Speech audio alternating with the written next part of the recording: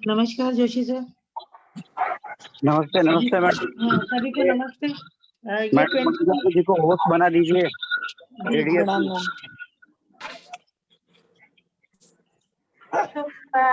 लोग को नमस्कार। नमस्ते अंजना मैम। प्रणाम मैम। मैम सभी को नमस्कार।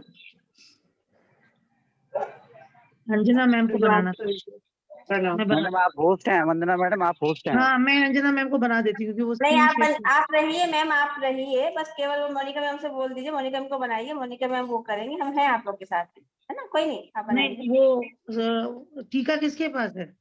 मोनिका मैम है ना? मोनिका मैम के पास टीका नहीं है मैम, आपके पास है।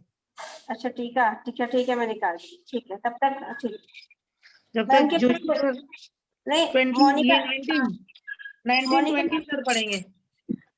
नहीं, मोनिका मैम के पास वो थी ना शायद, मोनिका मैम कराती थी, है नहीं मैम आपके पास? पीडीएफ भी नहीं है मैम, है मेरे पास। पीडीएफ शेयर अच्छा, मैं करती आपको बना दूँ। हाँ मैम, पीडीएफ शेयर करती है मैम। ठीक है अंजना मैम, अब तो आपको होस्ट बना दिया, तो आप मोनिका मैम को होस्ट बना दीजिए। हाँ मैं बना दूँ। और ये ये को-होस्ट बना दीजिए 19-20 मैम, को-होस्ट से भी शेयर तो कर ही लूंगी मैं, को-होस्ट बना दीजिए। ठीक है मैम, कोई मतलब वो एक ही बात है। ठीक है चलो जी, आप बन गए मैम ना? वंदना मैम को भी बना दे।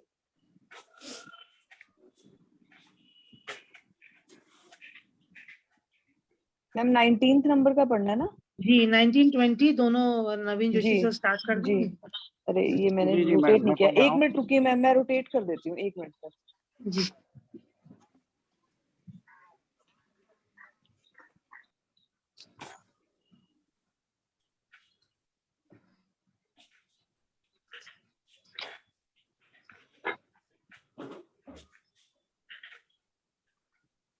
जैसे हम लोग रोज रिपीट करते हैं तो वैसे हम लोग रिपीट कर लेंगे।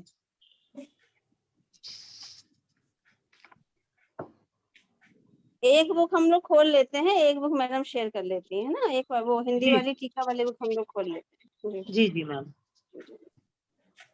अभी मैं जोशी सर के लिए एक बार ये वाला दोनों कर देती हूँ, वो उनको नहीं तो बुक निकालनी पड़ेगी। हाँ, फिर उसके बाद ये करेंगे। जी सर, आप कर लीजिए सर। 19th और 20th नीचे नीचे दिख रहा है ना, ये वाला पढ़ना है सर। जोशी सर है क्या? जी सर, पढ़ दीजिए प्लीज सर। यही वाला पित्तोल वणे वाला ना? जी सर, इसकी हिंदी भी ले आऊंगी मैं भी सर। पित्तोल वणे बहुजलम सारकरम मधुआयुतम रसय दाड़िम खरजूरम भव्य द्राक्षा परुषजे सुशीतम सुशीता सक्तु योज्यम ताबुक च पानकम। और आगे बताते हैं स्वादु वर्ग कषाया व युक्ते मध्यम समाक्षिकम। जी मैडम, हाँ अगला शेयर कर दीजिए। बस इसका हिंदी पढ़ दीजिए आप। लीजिए सर। जी हिंदी इसका पढ़ देता हूँ मैं। यहाँ पे बताया गया है कि ये पित्तल बताते हैं कि चिकित्सा बताई गई है कि इसमें अधिक जल में घोली हुई चीनी तथा मधु मिला कर लें, तथा आगे बताते हैं कि दाड़िम, खट्टा अनारदाना, खजूर, कमरख, मुनक्का, फालसा के रसों से बनाया गया पानक तथा इन सभी को मिश्री और सत्तू को शीतल जल में घोलकर पानक तैयार कराकर सेवन करें, अथवा स्वादु वर्ग में कहे गए जो द्रव्य हैं उनके कषाय रस से युक्त मधु मिला हुआ मध्य जो है वो हितकर होता है, अतः इसका सेवन करें।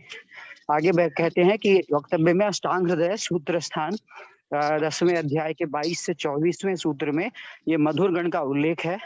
इसके द्रव्यों को यथास्थान देखना है और इसमें आगे जो कुछ शब्द बताए हैं ये सभी पर्याय रूप में प्रयुक्त होते हैं। जी मैडम, थैंक यू। धन्यवाद सर। तो अभी हम लोग जो है वो पित्तज मदार्थ के बारे में, चिकित्सा के बारे में पढ़ रहे हैं समय आज। और इसके जो निदान है हम लोग पहले ही जानते हैं कि जो व्यक्ति अम्ल रस, उष्ण और तीक्ष्ण आहार द्रव्यों का सेवन करता है, क्रोधी होता है और अग्नि और धूप की अधिक सेवन करता है, ऐसा व्यक्ति जब तीक्ष्ण और अम्ल वाली जो मदिरा, तीक्ष्ण हो ऐसी और अम्ल रस प्रधान मदिरा का जब सेवन करता है और अधिक मात्रा में कर लेता है तो उसको दोष जन्य पित्तज मदार्थ रोग उत्पन्न हो जाता है। और उसके अंदर लोगों को ऐसा दिखता है कि वह रोगी जो है वो बहुत ज्यादा जलन होती है, हरे वर्ण का सा वो होने लग जाता है, प्यास बहुत लगती है उसको और उसको फीवरिश लगता है या फीवर हो जाता है। उसको पसीना भी बहुत आता है और उसको बेहोशी सी लगने लग जाती है और उसको कभी-कभी लूज मोशंस होते हैं और चक्कर वगैरह उसको आने लग जाते हैं। तो आज जो श्लोक है हमारा 19 और 20 हम लोग ऐसे ही मदाते की चिकित्सा का के बारे में पढ़ेंगे। अभी हम लोगों ने हृदय से पढ़ा है, आगे टीका को सामने लाएंगे तो अंजना मैम और सब लोग मिलके इसको अनफोल्ड करेंगे।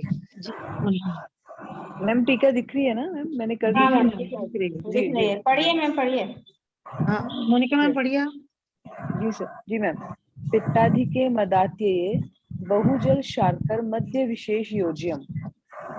पित्ताधिक मदाते में बहुत सारे जल में शर्करा डालकर मध्य विशेष की योजना करनी चाहिए। यही है ना मैम इसका मीनिंग? जी हाँ मैम, अब जैसे टीकाकार ने यहाँ पे यही लिख दिया है कि पित्ताधिक्य मदाते बहुजल शार्क मध्य विशेष। यहाँ पे मध्य की बात की है, लेकिन अगर आप देखिए ऊपर पढ़िए तो ऊपर इन्होंने लिख रहे हैं पित्तौल बने बहुजल शार्कर मधुवा मधुवा युतम। मतलब मधु का मतलब तो फिर यहाँ पे हम मधु से ले सकते हैं। मधु, मधु हाँ। आगे भी, हाँ आगे भी लिख रहे हैं मधु माक्षिक वा है। तो यहाँ पर जो है मुझे लग रहा है कि मैम नीचे ना मधु का मीनिंग दिया होगा। हाँ मधु मधु माक्षिक, माधविकम, माधविकम है, हाँ माधविक हाँ जो एक मध्य होती है ना, उसके बारे में हाँ बोला है इसने, के बारे में है भी ना? बोला तर्पण है। आदि का हिता। जी जी मैम, और जस्ट नीचे देखिए तो मधु का मतलब माक्षिक भी बोल रहा है, तो वो अपने अकॉर्डिंगली हम ले जी सकते हैं मैम। और उसमें मधु अमृत मिला सकते हैं। जी मैम आगे बढ़िए। जी मैम। मधु माक्षिक वा रसई दाड़ी मादि जय युक्तम तच्च शुष्टु शीत कृत्वा योज्यम।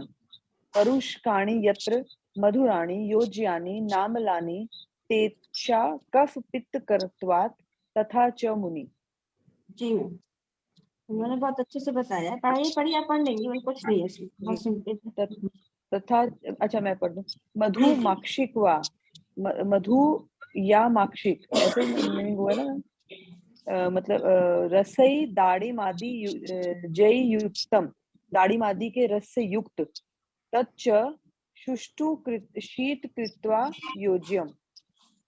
उसे, मैम सुष्टु का क्या मीनिंग होगा यहाँ पे? अब इन्होंने उन यहाँ पे सबको, स्पेशली, हाँ उन स्पेशली सबको बता शीत दिया है। करके जी हाँ शुष्क शीत मतलब यहाँ पे स्पेशली बोल दिया है, जैसे हम लोग भी पढ़ ही रहे थे कि इन्होंने क्या किया कि जल में जो चीनी मिलाई और मधु मिलाया उसको पिलाया, उसमें क्या क्या डाली मिलाया, खजूर मिलाया, कमरख मिलाया, मुनक्का फालसा, इन्हीं के रसों से बनाया हुआ पानक, मतलब जितना खट्टा रहता है, मिश्री और सत्तू का शीतल जल में घोलकर। तो यहाँ पर ये बोल रहे हैं रसे दाढ़ी मादी युक्तम है ना। तो दाढ़ी वगैरह तो वही हो गया जो हमने बोला, अभी सारे फल हो गए, खट्टे फल हो गए, फालसा है, मुनक्का है, कमरख है, तच्च सुष्टु शीत कृत्वा योज्यम। तो या तो उन्होंने यही बताया कि उनको क्या करना है, ठंडा करके पीना है जो उन्होंने पानक बनाया है। और या फिर इसमें ये भी हो सकता है, सुष्टु का मतलब यहाँ पे मुझे लग रहा है कि आज हो सकता है आगे दिया भी हो, सत्तू से इनका कहीं ना कहीं इसका मतलब हो मैं सकता पढ़ा दूंगा फिर। हम आपको अब निकाह का करा तू हैं। है। चलिए मतलब इतना ही है कि ठंड जो अम्ल रस के द्रव्य है उसमें मधु मिलाना है, उसमें जल मिलाना है, और उन्होंने ये भी बताया है कि इसमें सत्तू मिला के उसको शीतल करके, मिश्री मिला के और जो सत्तू मिला के पिलाना है। ये हम समझ रहे हैं। यहाँ से आगे चलते हैं। परुषकाणि यत्र मधुराणि योज्यानि नामलानि तेषा कफ पित्त करत्वात्। जी मतलब यहाँ पे परुषक आदि, मधुर जो गण जी आदि और जो अम्ल ना हो उनकी योजना करनी चाहिए, क्योंकि जी कफ और पित्त को करने वाले होते हैं मैम मधुर। यहाँ पे प्लीज इन्होंने सब लोग परुषक, म्यूट कर लीजिए, गुरप्रीत कौर मैम। मैं कर देती हूँ। हाँ मैम थोड़ा सा इसीलिए मैंने 2-3 लोग को बनाया, मैनेज कर दीजिए। यहाँ पे यही है, यहाँ पर इन्होंने साफ साफ बता दिया है कि जो जनरली मधुर रस का जो है इन्होंने यहाँ पे सेवन बताया है। मधुर रस में जो भी द्रव्य हमारे पास है, लेकिन जैसे इन्होंने अगर हम लोग पढ़े ऊपर वाला पढ़े तो दाड़िम को इन्होंने दिया है खट्टा अनारदाना, कमरख को भी खट्टा माना है, तो कहीं ना कहीं कुछ अम्ल रस की भी योजना है। परुषक इत्यादि मधुर रस की योजना जो है वो नाम लानी। मुझे लग रहा है कुछ यहाँ पे अम्ल रस का भी इन्होंने प्रयोग किया है, लेकिन स्पेसिफिक किया है। जैसे आप देखिए ना ऊपर लिखा है आप रसे दाड़िम खरजूर भव्य द्राक्षा परुष्टे सुशीतम ससिता सत्तु योज्यम है ना। तो श्लोक में ही दिख रहा है कि मतलब उसमें इन्होंने दाड़िम को भी लिया है तो खजूर को भी लिया है, द्राक्षा को लिया है तो परुषक को लिया है और उसको क्या किया, सुशीतम ठंडा किया है और फिर सीता के साथ और सत्तू के साथ उसकी योजना की है और फिर उसको पानक के लिए यूज किया है। तो इसी की जो टीका हमने पढ़ी है, तो यहाँ पे नीचे चरक सूत्र का जो अध्याय दिया है, थोड़ा सा और आप आगे आइए, चरक सूत्र अध्याय 27 में जिन्होंने दिया है कि अम्ल परुषक द्राक्षा बद्राण्यानि अणुकानि च पित्त श्लेष प्रकोपिणी इति। मतलब कि अम्ल में जो उन्होंने बोला है कि परुषक द्राक्षा बदर, है ना मैम, तो कुछ इस तरह के हैं जो कि पित्त और श्लेष में प्रकोपिणी इति। तो यहाँ तो यही बताएंगे कि पित्त और श्लेष में की जो है से प्रकोप होगा, पित्त और हाँ प्रकोप करते हैं। तो इस तरह के तथा चा मुनि, मुनि तो आपने बताया, सर कहते हैं कि मुनि बोलते हैं सर वहाँ पे।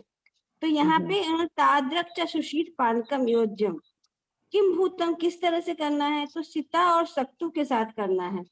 जैसे अभी हम लोगों ने पढ़ा, तो जनरली मधुर रस को उन्होंने प्रधान माना है, क्योंकि उन्होंने ये भी बोला बाद में कि अष्टांग हृदय सूत्र में जो अध्याय 10 का 22वां और 24वां मधुर गण का उल्लेख है, उनको हम देख रहे हैं और उनके जो गर्ण वर्ण स्कंध हैं वो जो है पर्याय रूप से प्रयुक्त है। और इसके साथ साथ अगर हम चरक सूत्र अध्याय 27 को का 132वां श्लोक भी खोलेंगे तो हम और क्लियर हो जाएंगे। तो जहां तक यहाँ है कि मधुर रस प्रधान होना चाहिए, और ये साफ साफ कह रहे हैं कि अगर हम अम्ल रस लेंगे जिसमें कि परुषक, लेकिन इन्होंने बोला है ऊपर श्लोकों में बोला है कि परुषक द्राक्षा वदर अरुण्या करानी चा। तो यहाँ जनरली हमें जो मेडिसिन दी गई हैं उस मेडिसिन को लेके हम मोटा मोटा याद कर सकते हैं कि पित्तोल्बण बहुजल, अगर पित्त का उल्बण हुआ है क्योंकि पित्त है तो यहाँ पे हमें अम्ल द्रव्य थोड़ा सा कम देना होगा उनके हिसाब से। और वहाँ बहुजल, जल मतलब होता है कि शीत जल लेंगे और उसमें मधु मिलाएंगे और उसमें जो है शर्करा मिलाएंगे और उसमें दारिम का रस मिलाएंगे, खजूर का रस मिलाएंगे हम। ज्यादा इन्होंने कमरख भी यहाँ पे ऐड किया है, मुनक्का ऐड किया है और फारसा ऐड किया है। इन सब का हमने रस को शीत कर लिया है और उसमें हमने सीता को और सत्तू को की योजना बनाने के बाद उसको हमने पानी भर के दे दिया है। नीचे जो लिख रहे हैं कि स्वादु वर्ग का साहेब, तो स्वादु वर्ग में मतलब जो मधुर वर्ग का है, और मधुर वर्ग के साथ साथ कषाय रस से युक्त। एक बार देखिए मैडम ना, स्वादु वर्ग कषाय, उनका मतलब ये कि जो मध्य हो ना, हाँ जो मैम जिस मध्य से हम ट्रीटमेंट करेंगे वो मध्य जो है वो शर्करा से बनी हुई हो, या तो मधुर के मुनक्का से बनी हुई हो, या कोई भी ऐसी मध्य हो। अगर वो ऐसा नहीं हो तो उसके अंदर प्रभुत मात्रा में उसको जल मिला के डाइल्यूट कर दें, और डाइल्यूट करने के बाद उसमें सत्तू मिला दें, थोड़ी चीनी मिला दें, और थोड़े से खट्टे में उन्होंने जो स्पेसिफाई करें कि ऐसे खट्टे लें जैसे कमरख है, खजूर है, या फालसा है, या अनार है, इस तरीके के। कम भी बता दिया साथ में ना। और उसको ठंडा भी, उसको ठंडा कर लेना है, क्योंकि हम लोग पैथिक कर रहे हैं ना, उसको ठंडा कर लेना है और उसमें फिर सत्तू मिला लेना, यानी शीतल करके तब उससे उसकी चिकित्सा पैथिक मदात के रूप की करनी है। और सबसे अच्छी बात बताइए कि देखिए नीचे भी पढ़िए, जैसे उन्होंने कहा ताद्रक चा सुशीत पानक योज्यम किम भूतम, किस तरह से सहे सीता सत्तू, है ना, अभिवर्तते यत देव। मतलब कि उसमें जो भी हम योजना बना रहे हैं उसमें सीता के साथ सत्तू का उन्होंने स्पेशली वर्णन कई जगह किया है कि सीता और सत्तू का वहाँ पे योजना बनाने के बाद ही उसमें हमें जो है हम ये जो हमारे रस है और मधु है ये सब मिला के हमें देना है। तो बेसिकली पित्त शामक पे उन्होंने जोर दिया है कि अगर कमरख वगैरह भी है तो ये भी पित्त नाशक द्रव्य है, सत्तु पित्त और एक नाशक योजना और नीचे वाली योजना और बढ़िया पढ़िए, उसमें लिखा है कि सप्तवश्य मतलब सत्तू के साथ में लाजा नाम योजिया। लाजा है ना, जो हम लाजा हम लोग बात करते हैं, तो अगर सत्तू के साथ हम लाजा की योजना करते हैं तो कह रहे हैं योग्य तरत्वात् ना तो यवा नाम, मतलब यवा नाम को उन्होंने जो है स्पेशली बताया कि यव का जो हम सत्तू है, क्योंकि दोनों की देखिए लाजा भी वही है कि जो हम चावल की बात करते हैं, चावल का एकदम जो सबसे लघु रूप है वो लाजा है, और सत्तू का भी यव की बात करते हैं तो यव का लघु रूप जो है वो सत्तू है। तो दोनों चीजों को उन्होंने बोला है कि सत्तू और लाजा के जो योजना बनाएंगे हम, और उसको योग्यता मतलब उसकी जो है हम स्पेशल उसकी एक युक्ति पूर्वक नहीं मैम, यहाँ पे ये कह रहे हैं मेरे हिसाब से कि लाजा का सत्तू लेना है, जौ का सत्तू नहीं लेना है। सप्तवश्च लाजा नाम योज्य योग्य तरत्वात् न तू यवा नाम, यव का नहीं लेना है। यहाँ पे लाजा का सत्तू जो है वो यहाँ पे योग्यतर रहेगा। बढ़िया रहेगा, मतलब ज्यादा हाँ अच्छा ये इनका रहेगा। ये अपना ऐसा, इनका मत हो सकता है। हाँ ये जी इनका जी, अपना ऐसा मतला हो इसका मीनिंग सकता है। ये लग रहा है मैम। हाँ हाँ जी। हाँ, नातु तथा यवनाम, हाँ नातु यवनाम है, तो फिर या तो ये भी हो सकता है कि खाली यव नहीं देना है, या यव के रूप में जो है सत्तु का ही यूज करना है, ऐसा हो सकता है। मैडम कुछ लिख रही है कि आशा मैडम लिखिए, थोड़ा बोल दीजिए प्लीज। आशा मैम आप थोड़ा बोल दीजिए। हाँ जी मैम, बोलती हूँ। जी मैम बोल दीजिए। Good morning. एक्चुअली यहाँ, जी मैम। गुड मॉर्निंग मैम, प्रणाम सभी जी को। जी हाँ जी एक्चुअली यहाँ पे जो द्रव्य बताए गए हैं ना, वो अम्ल मधुर रस प्रधान द्रव्य है, जो कि जी हृदय है, पित्त शामक होते हैं। तो जी मोस्टली ये पित्त जन्य जो भी मदाती है, उसके अंदर जो सारे लक्षण मिलते हैं, सिम्टम्स हमें मिलते हैं, उसमें भ्रम हो गया या फिर हाइपर एसिडिटी जैसे सिम्टम्स मिलते हैं। तो जी इसके लिए पित्त का शमन करने के लिए अम्ल मधुर रस, और अम्ल रस बेसिकली होता है हृदय, जो कि हृदवाही शिराओं को पोषण देता है, वहां पे जो भी स्त्रोतावरोध हुआ है उसको खोलता है। और यहाँ पे लाजा का सत्तू बताया गया है सीता के साथ, जो कि धातु पोषक है। हम लोग बोलते हैं कि यव का सत्तू दो, लेकिन यव का सत्तू रुक्ष गुण वाला होता है।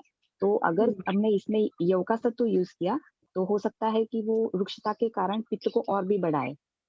ठीक है ना, जी जी जी ऐसा हो सकता है मैम। हाँ मैम एकदम सही इसमें बताया अगर आपने। मैम, इसमें हाँ अगर हम यव का सत्तू यूज भी करते हैं तो बस उतना ही मिलाना चाहिए जिससे कि वो हैवी ना हो जाए, बिल्कुल पीने जैसा बना रहे, अगर यव का सत्तू मिलाते भी हैं तो।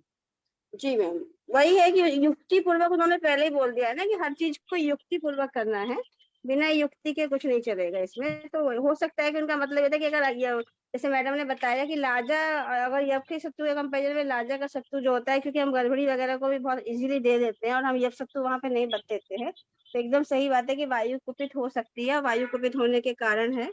और उसके बाद जो है पित्त अगर को हम बढ़ा लाजा देगी। सत्तू देंगे, हाँ लाजा सत्तू देंगे तो लाजा सत्तू एब्जॉर्ब भी करेगा, रस धातु को अच्छे से बनाएगा भी, और वो पित्त का शमन करेगा, ये हम सभी जानते हैं।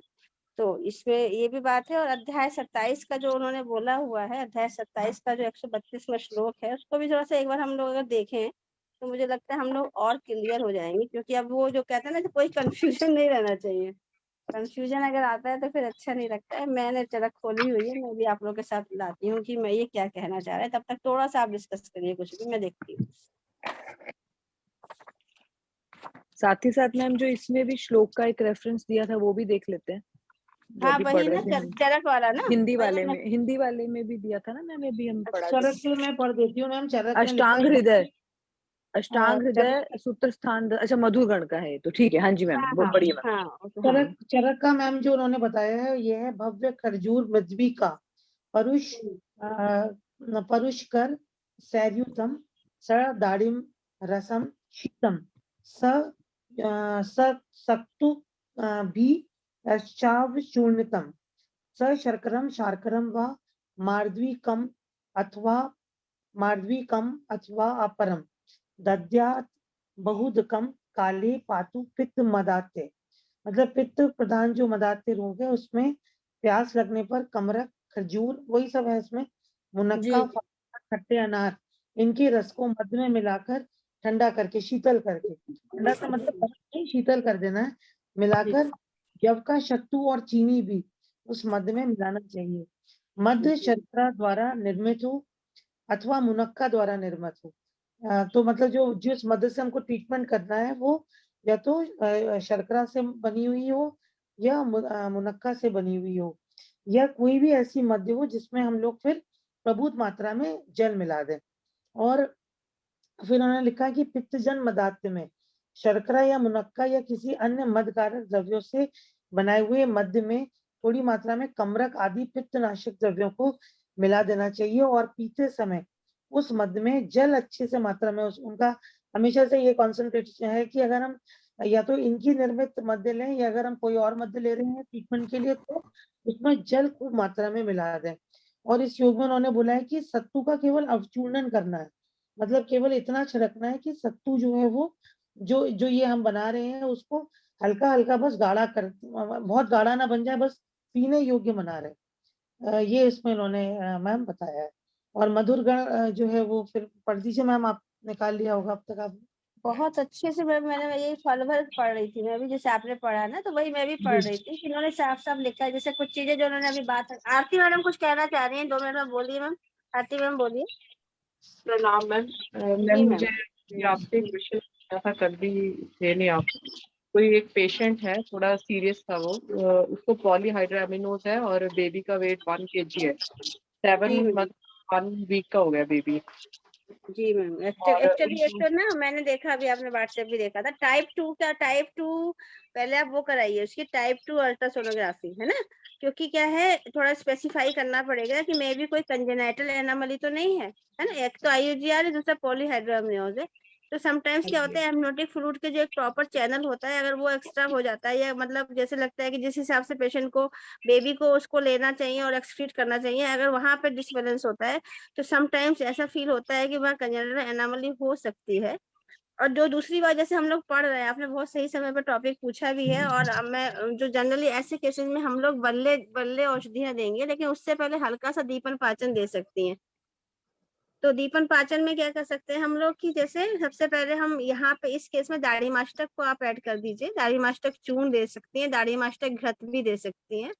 और उसके साथ में जैसे हम लोग जनरली मैं अक्सर बात करती हूँ, पद्म काष्ठ का चूर्ण बहुत इफेक्टिव है, उसको आप क्षीर पाक से भी दे सकती हैं, दूध के साथ भी दे सकती हैं, उसके साथ शतावरी भी मिला सकती हैं।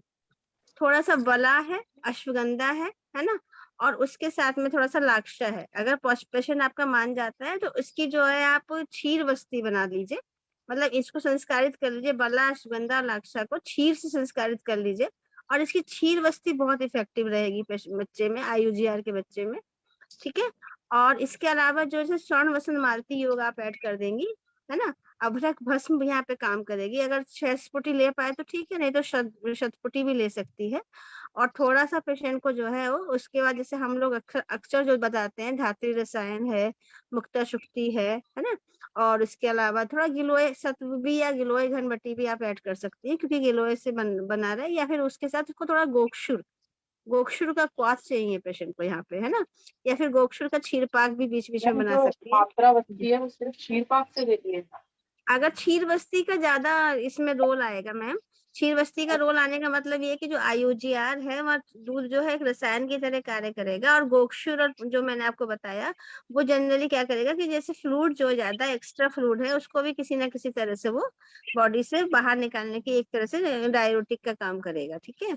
और बाकी कॉजेस क्या है, मतलब मे बी कि अगर कोई कंजेनाइटल चीज है एनामली, है ना। बीपी भी 100 तक रह ही रहा है, बीपी 100 नीचे वाला या 90 तक रह ही रहा है। या मैम यही बात है ना, तो गोक्षुर यहाँ पे काम कर जाएगा मैम, है ना।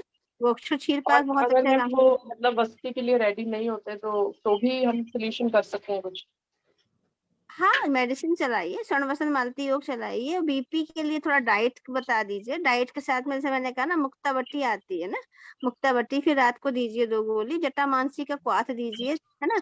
मानसी का, जटा मानसी की टेबलेट भी आती है, जटा मानसी का क्वाथ भी दीजिए। थोड़ा सा उसका कहना चाहिए कि आपको सबसे बड़ी बात है कि ओम का जाप, जैसे कहते हैं ना, ओम का जाप बहुत बड़ी चीज होती है उसमें। और पेशेंट को थोड़ा सा चेंज करना होगा, जैसे जहाँ बैठते हैं ओम, मतलब वहां पे मंत्र वगैरह की जो हम लोग चिकित्सा बताते हैं, और उसको अच्छे अच्छे भजन, अच्छे अच्छे जो मंत्र, जो हाँ। आपने चूर्ण बताया उसका एक बार नाम रिपीट कर देंगे? चूर्ण एक पद्म बताया काष्ठ, पद्म काष्ठ है, पित्त शामक भी होगा वो, क्योंकि रक्त जैसे आपका रक्त जो है रक्तवात जिसे कहते हैं, ब्लड प्रेशर भी बढ़ रहा है, तो और बच्चे के लिए वो बहुत अच्छा है, स्पेशली गर्भिणी और गर्भ दोनों में बहुत अच्छा इफेक्ट करता है, तो पद्म काष्ठ चूर्ण है कितनी जी। मात्रा में दूं? उसी में अदरक, हजार कुटी, प्रवाल पिष्टी और मुक्ता पिष्टी मिला दूंगी नहीं, उसको? आप कितनी पद्म पद्म काष्ठ मैडम अलग दे दीजिए, है ना। पद्म काष्ठ जैसे अच्छा दूध में अच्छा। पका के भी दे सकती हैं, या दूध के 1 चम्मच खिला के दूध के साथ दे दीजिए।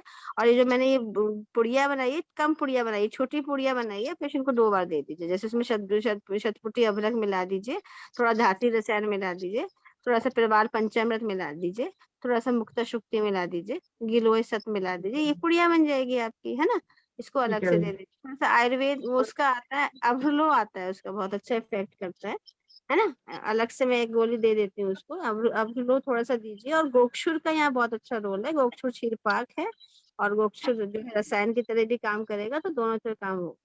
और मैम जो ये अंजना उसमें मैम, कोई डाइट का भी उसको स्पेसिफिक बताना, जैसे बिल्कुल एमनियोटिक फ्लूइड बिल्कुल, पड़ा हुआ है? हाँ मैम, डाइट में तो देखिए ऐसा डाइट देना है जिसमें कि जैसे अब अगर हम उसके बाद से देखते हैं तो डाइट थोड़ा सा उसकी प्रोटीनिशियस डाइट होना चाहिए, जैसे कि मांस अगर वो ले सकती है तो मांस रस वगैरह, या थोड़ा सा प्रोटीन उसको वो अच्छे से। दाल बिल्कुल नहीं खा रही पिछले हाँ, 8-9 हाँ, वही बात है, मंथ। क्योंकि अब उसको क्या है ना, अब हाइपरट्रॉफी और हाइपरप्लेजिया दोनों होता है बॉडी में 7 मंथ के बाद, क्योंकि अब तक तो सर्वा अवयव संपूर्ण है ना, मनोबुद्धि आदि संयुक्त है, ये बोला जाता है। अब क्या है, अब वो अवयव संपूर्ण हो गए, लेकिन अब उसकी ग्रोथ होनी है, तो वो दोनों तरफ से ग्रोथ होती है, हाइपरट्रॉफी से भी होती है, हाइपरप्लेजिया से भी होती है। तो उसको आप कैसे उसको आपको ठीक लेके आना है, उसकी डाइट में स्पेशली प्रोटीन डाइट जो है बहुत अच्छी हो। अगर मांस रस पी सकती है तो मांस रस ले सकती है, और अगर मांस रस नहीं ले सकती है तो फिर उसको, जैसे आपने कहा, दाल का यूज तो लेना चाहिए, पतला पतला यूज बनवाइए, उसी में गोखचूर चूड़ मिला जैसे वो दीजिए। दाल तो ले लेगी, कल मैंने उससे बात की थी, तो हाँ, आज मैंने उसका डाइट दाल में प्लान भी दाड़म उसको, अष्टक डलवाइए, दाढ़ी मास्टक के साथ दाल दिलवाइए, बहुत फायदा करेगा उसको ना मैम। और जैसे हाँ, उसमें एमनियोटिक फ्लूइड बढ़ रहा है, तो उसमें जैसे हम प्रोटीन की मात्रा उसमें हम इंक्रीज कर रहे हैं, तो कोई प्रॉब्लम तो नहीं, वो ऊपर नहीं से नहीं प्रोटीन मैम, वो पाउडर तो भी नहीं। देखिए, नहीं एक्चुअली वो जो वजन है ना, वो उसका अगर बढ़ नहीं रहा है तो दो बातें हो सकती हैं, या तो कोई कंजेनिटल एनामली हो सकती है ना, उसका पहला जिससे कि, बेबी भी मैम 2 किलो 300 ग्राम था।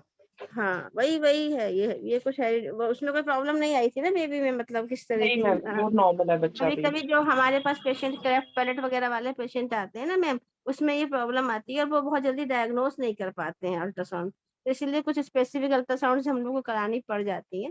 तो इसीलिए मैंने कहा कि एक बार दिखवा लीजिए। और बाकी ये है कि अब जैसे आप कह ही रही हैं कि उसकी हिस्ट्री इस तरह की IUGR की है, तो इसका मतलब है कि वो अपनी डाइट के प्रति उसने स्टार्टिंग से ध्यान ही उसने नहीं दिया है। IUGR नहीं, मैम ने उनको, गायनी वाले ने IUGR नहीं बताया था, बस ये बताया था कि बच्चे का वेट कम है, बट उन्होंने डिलीवर कर दिया था, मतलब नॉर्मल था बच्चा। मतलब वही हुआ ना मैम, मतलब तो वही हुआ, IUGR का मतलब ये होता है कि ग्रोथ रिटार्डेशन हो रहा है, तो इसीलिए।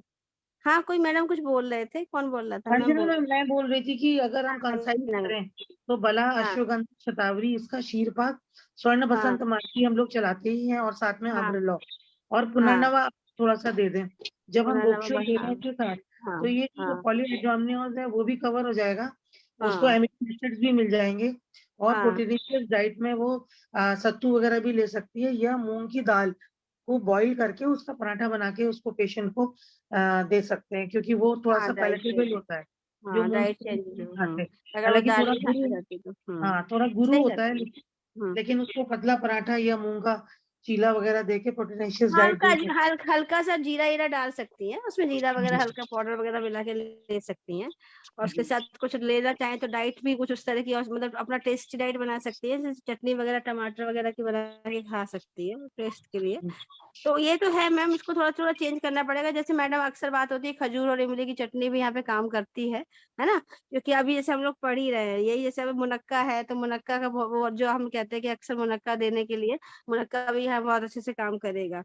और जनरली जैसे अंजीर वगैरह जैसे हम लोग बोलते हैं कि थोड़ा सा दूध के साथ देते रहिए, तो उससे भी जो है सबसे अच्छी बात होती है कि आहार रस अच्छा बनता है और विरेचन अच्छा होता है। ठीक है मैम, तो ये सब चीजें चलती रहती है, और यही हम लोग भी पढ़ रहे हैं, जो अभी अभी सारी बातें यही चल रही थी कि यहाँ इन्होंने लिखा है, चरक जी ने लिखा है कि अम्लम परुष्कम द्राक्षा, जो हमने अभी वहां श्लोक पढ़ा, उन्होंने ये लिखा है कि जो खट्टा फालसा होता है और द्राक्षा होता है, वदर बेर हम लोग जानते हैं, आलू बुखारा हम लोग खाए हैं सब लोग, तो पित्त कफ को कुपित करता है।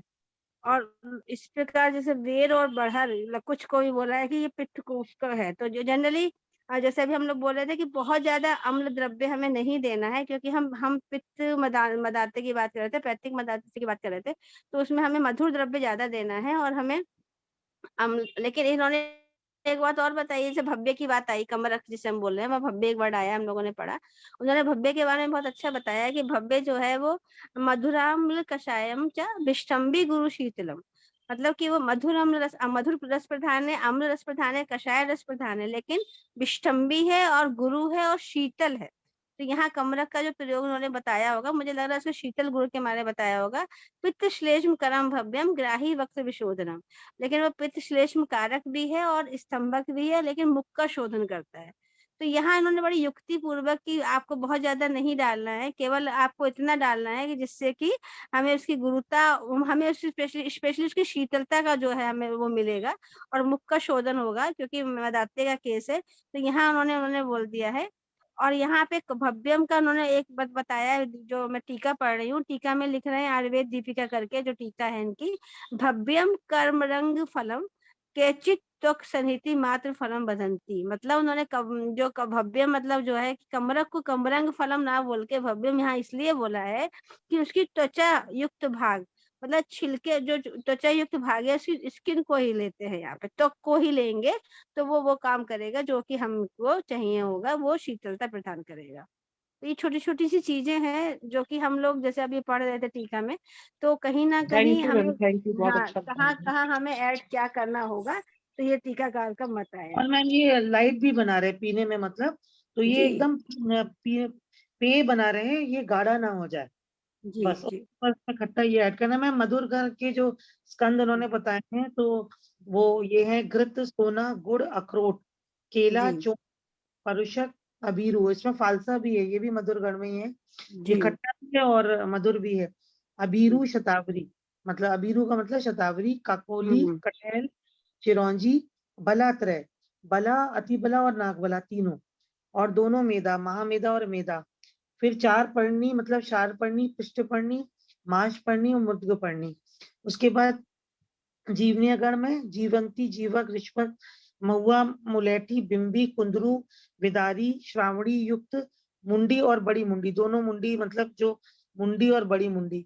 उसके बाद क्षीर शुक्ला, वंशलोचन और छोटी दुग्धी, बड़ी दुग्धी, गंभारी और साहा और महासाहा, दूध, ईख, गोखरू, मधु और मुनक्का। ये सब जितने भी हैं वो मधुर स्कंद में आते हैं। कमरक का भी उन्होंने जो यूज किया है वो इसीलिए कि वो खट्टा भी है, साथ में जी उसमें मधुर रस भी है। तो जी इस तरीके से ये मधुर रस उन्होंने बोला हाँ, था। बहुत खास चीजें इन्होंने इस समय बताई हैं। हम लोग भी एक बार सभी लोग देख सकते हैं, अध्याय 27 जो है सूत्र स्थान का, बहुत अच्छा है और उसमें बहुत अच्छी अच्छी बातें इन्होंने बताई है। सारे फल के बारे में, मधुर वर्ग के बारे में बहुत अच्छा डिस्कशन इन्होंने किया हुआ है। तो मौका लगेगा तो उसके बाद फिर से पढ़ेंगे। नारिकेल वगैरह का भी वर्णन आया है कि नारियल जो है वो भी बहुत फायदा करेगा इसमें।